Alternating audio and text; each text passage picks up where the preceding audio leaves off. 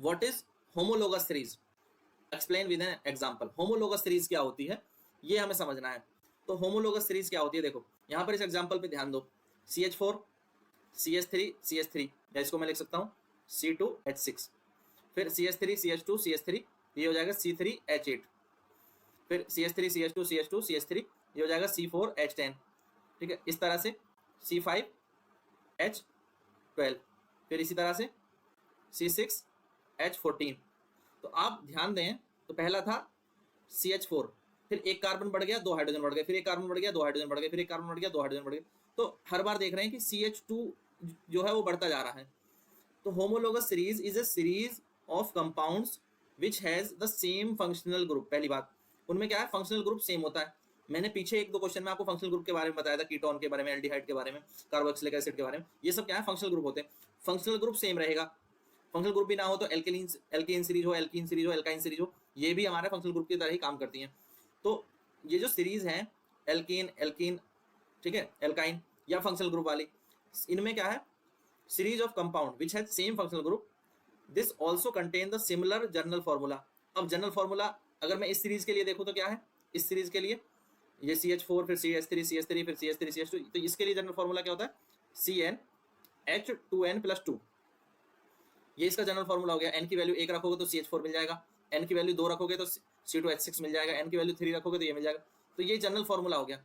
General formula आपने पढ़ा होगा, ठीक है, अभी इसी चैप्टर में आपने जो है इसके बारे में पढ़ा है, तो इस क्वेश्चन में मैं उसके बारे में डिस्कस नहीं कर रहा हूँ, पर बता रहा हूँ। तो एल्केन का जनरल फॉर्मूला ये होता है, ये किसका होता है, एल्केन का, ठीक है।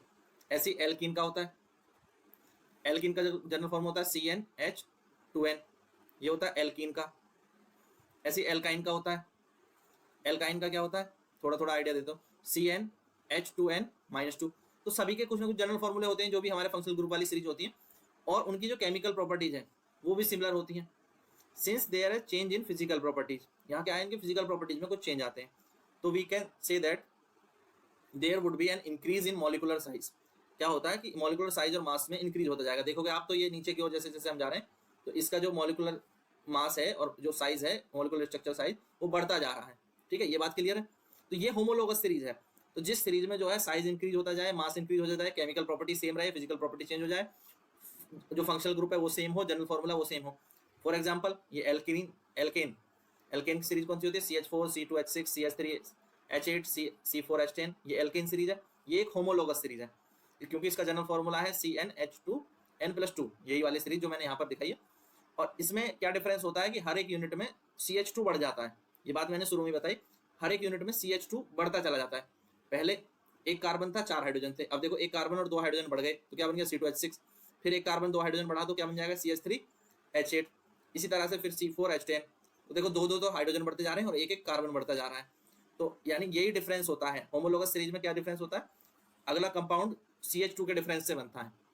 हर एक नेक्स्ट कंपाउंड CH2 जो है ऐड करते जाओ तो नेक्स्ट कंपाउंड हमें मिलता जाता है। ये होती है होमोलोगस सीरीज। इनमें जनरल फॉर्मूला सेम होता है, केमिकल प्रॉपर्टी सेम होती है, फंक्शनल ग्रुप सेम होता है, और इसके जो कंपाउंड्स हैं उनके बीच में केवल CH2 का डिफरेंस होता है, ठीक है। और फिजिकल प्रॉपर्टी चेंज होती है, मॉलिक्यूलर साइज बढ़ता चला जाता है, मास जो है बढ़ता चला जाता है, मॉलिक्यूलर मास। ये इतनी बात याद रखेंगे। तो ये होमोलोगस सीरीज होती है। और भी कोई एग्जाम्पल आप बना सकते हैं खुद से, ठीक है।